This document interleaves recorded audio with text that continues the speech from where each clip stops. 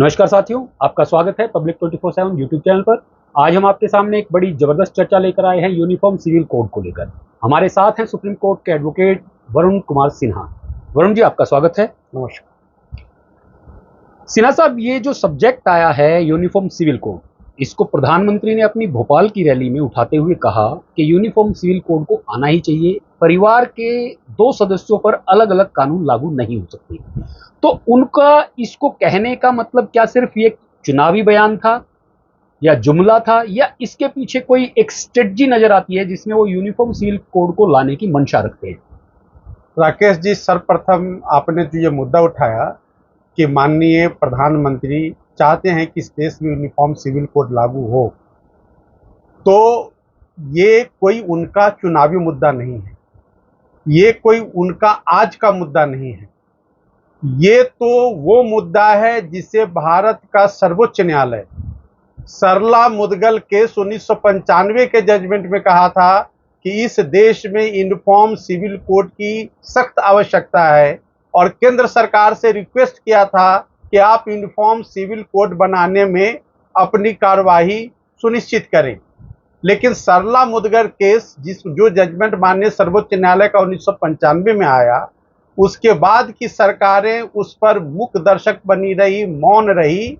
ये तो मैं भारत के प्रधानमंत्री भाई नरेंद्र मोदी को हृदय से साधुवाद देना चाहता हूं कि जिन्होंने सुप्रीम कोर्ट के मंशा के अनुरूप, सुप्रीम कोर्ट के जजमेंट के अनुरूप, सुप्रीम कोर्ट के भावना के अनुरूप इस यूनिफॉर्म सिविल कोड को फॉर्म में लाने के लिए, लागू करने के लिए एक प्रयास शुरू कर दिया है। और मैं आपको एक बात और कहूं कि केंद्र सरकार कोई जल्दीबाजी में नहीं है। उन्होंने, आपने देखा होगा कि आम पब्लिक का भी ओपिनियन इनवाइट की जा रही है, उनसे भी राय मांगा जा रहा है कि अगर आपको किसी तरह का आपत्ति हो या किसी तरह का आपका ओपिनियन हो, तो आप जो आयोग बनी है उसके समक्ष अपनी बात रखें, ताकि आयोग को तमाम जनता के विचारों को ध्यान में रखते हुए यूनिफॉर्म सिविल कोड का जो मसौदा है उसको तैयार करने में बल मिलेगा। तो सबसे पहली बात है। और एक और बात, 1995 के बाद भी कई जजमेंट में सुप्रीम कोर्ट ने कहा है, और लेटेस्ट केरला हाई कोर्ट ने भी अपने एक फैसले में कहा है कि साहब यूनिफॉर्म सिविल कोड बहुत जरूरी है तब वैसी परिस्थिति में जब इंटर रिलीजन मैरिज होने लगे हैं, और शादी के बाद मान लीजिए कि हिंदू लड़की की शादी मुस्लिम लड़के से या मुस्लिम लड़की की शादी हिंदू लड़के से होती है, तो वैसी सूरत में जो एक जो विषमता उत्पन्न होता है कि उनके ऊपर किस कारण, मान लीजिए कि डिवोर्स हो गया, हिंदू लड़की मुस्लिम लड़के से शादी की और डिवोर्स हो गया, तो वो जो लड़की है वो जाएगी कहाँ? मुस्लिम लॉ के हिसाब से उसको कोई हर्जाना मिलता नहीं है, कॉम्पनसेशन मिलता नहीं है, मेंटेनेंस मिलता नहीं है। तो ऐसी सूरत में इन विसंगतियों को दूर करने के लिए भारत की न्यायपालिका बहुत पहले से इस पर जोर दे रही थी कि एक ऐसा यूनिफॉर्म सिविल कोड बने जिससे कि जो पर्सनल लॉ के आड़ में लोग संबंधों के साथ खिलवाड़ करते हैं उसको खत्म किया जाए, सबको न्याय मिले, किसी के साथ अन्याय नहीं हो, और पर्सनल लॉ के आड़ में लोग, जो पीड़िता पक्ष होता है या पीड़ित पक्ष होता है, उसके साथ जो अन्याय होता है, इन सारी बातों को ध्यान में रखते हुए यूनिफॉर्म सिविल कोड देश की बहुत पुरानी मांग है, समय की मांग है, और भारत के परिप्रेक्ष्य में ये नितांत आवश्यक कदम है। इसीलिए भारत के प्रधानमंत्री माननीय नरेंद्र मोदी जी को हृदय से बहुत बहुत धन्यवाद। और जब यूनिफॉर्म सिविल कोड लागू होगा तो इस भारत में एक नए अध्याय की शुरुआत होगी। जो अब तक जो कानून कई मामले में असहाय हो जाया करती थी, चाह करके भी पीड़िता को या पीड़ित को न्याय नहीं मिल पाता था पर्सनल लॉ के आड़ में, इन सारी बाधाओं को दूर करेगी यूनिफॉर्म सिविल कोड। इसीलिए यह स्वागत योग्य कदम है भारत सरकार का और माननीय प्रधानमंत्री जी का। सिन्हा साहब, अभी जो स्थितियां बनी हैं उसमें मुस्लिम पर्सनल लॉ बोर्ड जो है उसका ये कहना है कि हम इसका विरोध करेंगे, ये हमारे पर्सनल लॉज के खिलाफ है। तो जो मुस्लिम पर्सनल लॉ बोर्ड की ये लाइन आई है उसके पीछे उनकी क्या मानसिकता है और वो इसका जो विरोध कर रहे हैं उसके पीछे दो बड़ी जबरदस्त चीजें आ रही हैं। एक वो कह रहे हैं ये सेकुलर नेशन है, तो सेकुलरिज्म में हमें एक माइनॉरिटी के नाते स्पेशल प्रोटेक्शन है कि हम अपने कस्टम्स लॉज को मान सके, चला सकें इस देश के अंदर रहते हुए। दूसरा उन्होंने कहा कि डाइवर्सिटी, जो विविधता है भारत की उसको बचाए रखने के लिए आपको यूनिफॉर्म सिविल कोड नहीं लाना चाहिए। तो ये किस तरीके का विरोध है और ये दोनों जो पक्ष हैं ये कितना महत्व रखते हैं, क्या इनका कोई महत्व है इसमें? देखिए, मैं आपको एक बात राकेश जी आपके संज्ञान में लाना चाहता हूं कि यूनिफॉर्म सिविल कोड की मांग जब केंद्र में पंडित जवाहरलाल नेहरू की सरकार थी, उस वक्त यूनिफाइड सिविल कोड की मांग तब के संसद में उठी थी, तब के सामाजिक परिवेश में उठाया गया था। और जब यह मांग काफी बलवती होने लगी तो यूनिफाइड सिविल कोड की जगह में हिंदू कोड बिल पंडित नेहरू के द्वारा लाया गया। और आज जिस हम हिंदू मैरिज एक्ट या हिंदू सक्सेशन एक्ट की बात करते हैं, बजाय इसके कि यूनिफॉर्म सिविल कोड लाएं या यूनिफाइड सिविल कोड लाएं, वो यूनिफाइड हिंदू कोड बिल ले आए।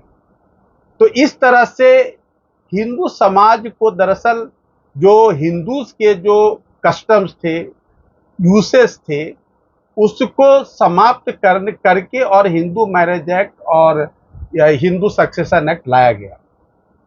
लेकिन ये जो हिंदू समाज है उसका कभी प्रतिकार नहीं किया, क्योंकि यह एक ऐसा कानून था जिससे समाज को प्रोग्रेस करने में ज़्यादा सहूलियत हुई और समाज प्रोग्रेस किया। उसी तरह से जो मुस्लिम समाज है, जो आज अपने पर्सनल लॉ के जंजीर में जकड़ा हुआ है, उससे वो समाज प्रोग्रेस नहीं कर पा रहा है। उस समाज के अंदर जो विसंगतियां हैं, वो जो देश के जो अंदर बने हुए कानून हैं उसका लाभ उन तक नहीं पहुंच पा रहा है। तो उन विसंगतियों को दूर करने के लिए केंद्र सरकार आज की प्रतिबद्ध है कि वो जो विसंगतियां हैं सामाजिक, अक्रॉस द बोर्ड, यानी कि पूरे देश में, कि irrespective of caste, creed, religion, ताकि देश सेकुलर कंट्री है तो सेकुलर कंट्री में सेकुलर लॉ होना चाहिए। तो जो यूनिफॉर्म सिविल कोड है ये सेकुलर लॉ है और इसको किसी भी धर्म के लोगों को इसका विरोध नहीं करना चाहिए। अगर वो विरोध करते हैं तो उनकी संकीर्ण मानसिकता को परिचायक होगा। इसीलिए मुस्लिम लॉ या मुस्लिम समाज को यूनिफॉर्म सिविल कोड से किसी तरह का नुकसान नहीं है। उदाहरण के तौर पे मैं आपको देता हूं, जैसे कि मुस्लिम लॉ में किसी भी अपराध के लिए सजा का प्रावधान है, लेकिन आज तक आपने सुना है कि किसी भी मुसलमान को मर्डर केस के लिए उनके धर्म के हिसाब से सजा दिया गया है? वो इंडियन पिनाल कोड और क्रिमिनल प्रोसीजर कोड से ही गवर्न होते हैं।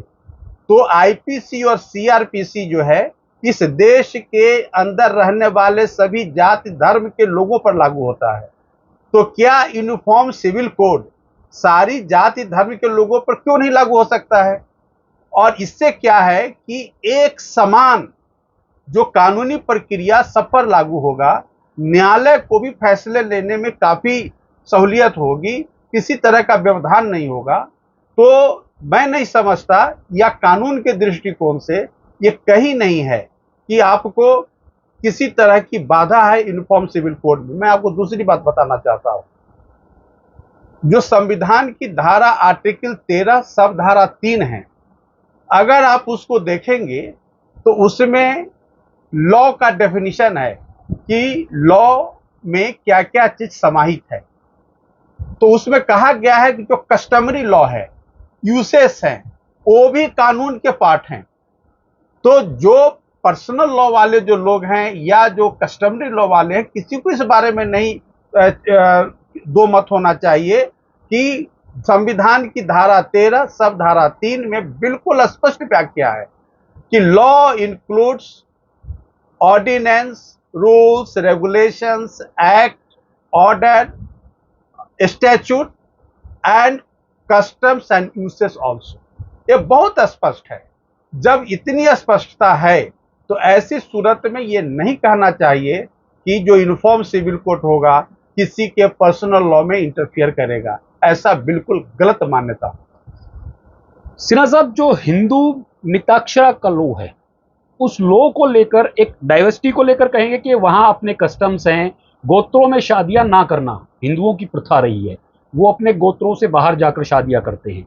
तो क्या ये यूनिफॉर्म सिविल कोड आएगा तो उसके माध्यम से गोत्रों के अंदर जो शादियां हो रही हैं या कई बार गांव के भी अंदर भी शादियां हो रही हैं, उन शादियों का क्या रिजल्ट होगा और उन शादियों को कैसे सरकार गवर्न कर पाएगी? देखिए राकेश जी, एक चीज बहुत स्पष्ट मैं बता दूं कि यूनिफॉर्म सिविल कोड का इंटरफेरेंस जो आपके कस्टमरी लॉ हैं या यूसेस हैं उसमें कहीं कोई इंटरफेरेंस नहीं।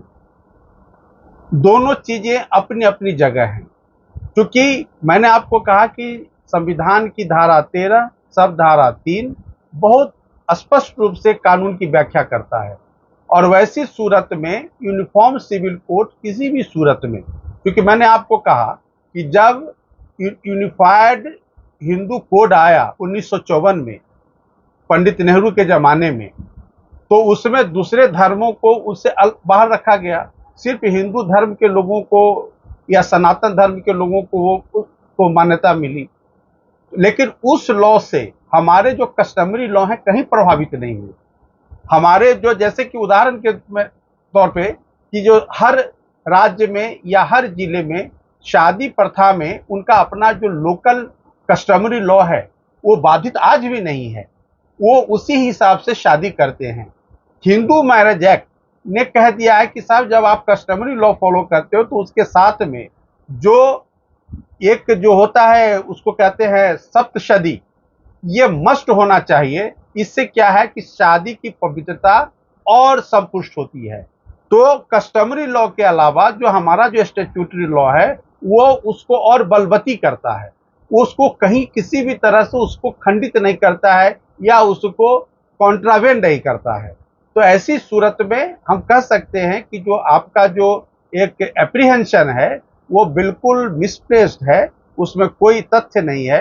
क्योंकि जो कस्टमरी लॉ हैं, यूसेज है, उसका यूनिफॉर्म सिविल कोड के आने से उस पर कोई प्रभाव नहीं पड़ने वाला। सिन्हा साहब, जब शादी के सभी तरीके मान्य हो जाएंगे, जैसे कि चर्च में शादी का अपना तरीका है, सप्तपदी हिंदू पद्धति है या आनंद कारज जो सिखों के लिए है, और इसी तरीके से मुस्लिमों के लिए जो निकाह की पद्धति है, जब सभी शादियां वैलिड कर दी जाएंगी और उसके अलावा स्पेशल मैरिज एक्ट में भी एक अलग जो लीगल मैरिज कह सकते हैं वहां पे हम कर सकते हैं, इन सब में अगर कहीं कोई कॉन्ट्राडिक्शन आता है तो उसमें लीड क्या करेगा कॉमन सिविल कोड के रास्ते से?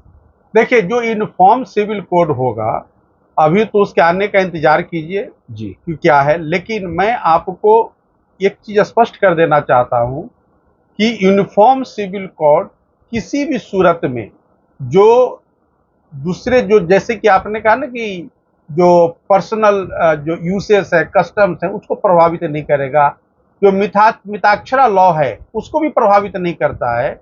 जो मिताक्षरा जो लॉ है हिंदुज्म के अंदर, उसको भी प्रभावित नहीं करता है। न वो किसी अन्य धर्मों में इंटरफियर करेगा, क्योंकि ये बहुत स्पष्ट व्याख्या है। अब जैसे कि इसका एप्लीकेबिलिटी कहाँ होगा जी जैसे कि एक व्यक्ति हिंदू है, उसने हिंदू रहते हुए हिंदू लड़की से शादी की। कुछ समय के बाद हिंदू लॉ में क्या है कि जब तक आपकी पत्नी जीवित है आप दूसरी शादी नहीं कर सकते हैं। दूसरी शादी करेंगे तो वह गैर कानूनी माना जाएगा। लेकिन अगर वह व्यक्ति मुस्लिम धर्म को कबूल कर लेता है तो मुस्लिम धर्म में जाकर के वह दूसरी लड़की से शादी करता है, फिर तीसरी लड़की से शादी करता है। अब प्रश्न ये उठता है कि जो पहली जो हिंदू पत्नी थी वो मेंटेनेंस क्या मुस्लिम हस्बैंड हो जाने पर, हस्बैंड के मुस्लिम बन जाने पे उससे क्या क्लेम कर सकती है? तो यहाँ पर वो जो मुस्लिम पर्सनल लॉ और हिंदू लॉ दोनों जो है वो टकराव में आता है।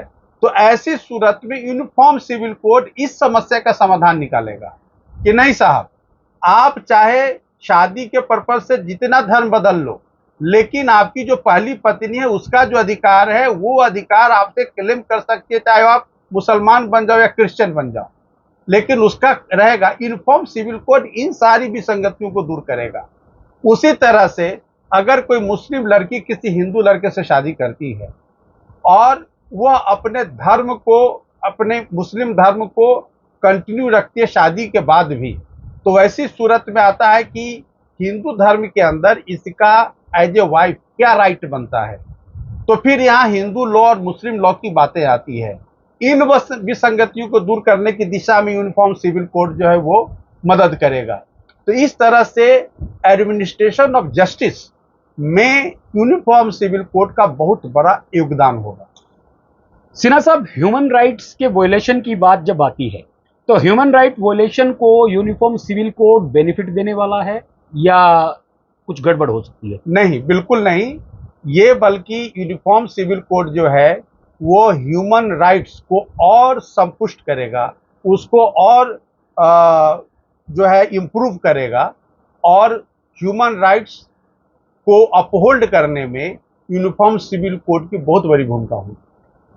सिन्हा साहब, जब हम चर्चा कर रहे हैं कि सेकुलर सिस्टम के आधार पर, यूनिफॉर्मिटी के आधार पर सीआरपीसी, आईपीसी और सीपीसी ऑलरेडी इंडिया के अंदर हैं, तो उनको बनाने वाले जो लोग थे उन्होंने ये तय किया था कि ये यूनिफॉर्म रहेंगे। तो अब यूनिफॉर्म किस चीज को हम करने जा रहे हैं इनके अलावा? नहीं, देखिए राकेश जी, आज भी जो मैंने आपको सरला मुदगल का केस का हवाला दिया 1995 का, सुप्रीम कोर्ट में तभी आपने जिन कानूनों का नाम लिया सारे कानून उपलब्ध थे, लेकिन सारे कानूनों को ध्यान में रखने के बाद सुप्रीम कोर्ट को लगा कि नहीं साहब, अभी भी इतने गैप्स हैं समाज के अंदर जिसको पाटने के लिए यूनिफॉर्म सिविल कोड की नितांत आवश्यकता है।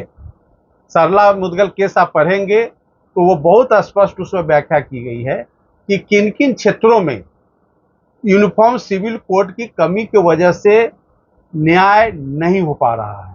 क्योंकि कानून वहां उपलब्ध नहीं है, तो चाह करके भी न्यायालय ऐसे पीड़ित या पीड़िताओं की मदद नहीं कर सकती है। इसीलिए यूनिफॉर्म सिविल कोड आई है, और यूनिफॉर्म सिविल कोड जो है ये जितनी भी विसंगतियां हैं उसको दूर करेगा। बहुत बहुत धन्यवाद सिन्हा साहब। साथियों, इस विषय को समझने की बड़ी आवश्यकता है। यूनिफॉर्म सिविल कोड अपने आप में ऐसी चीज है जिस आधार पर यूनिफॉर्म बहुत से कानून भारत के अंदर आज भी चल रहे हैं, अंग्रेजों के समय से ही वो बन गए थे। आईपीसी, सीआरपीसी, सीपीसी इसका बड़ा उदाहरण है, और उस पर किसी का कभी विरोध नहीं रहा और विरोध करने की स्थिति आज तक भी नहीं है। जब हम ऑलरेडी गवर्न हो रहे हैं यूनिफॉर्म कोड से, यूनिफॉर्म लॉ से, तो अगर जो विसंगतियां बची हुई है उनके लिए भी यूनिफॉर्मिटी आ जाती है, तो उससे विरोध कैसा है? और विरोध है तो चर्चा करके उसमें सुधार किया जा सकता है। जय हिंद, जय भारत।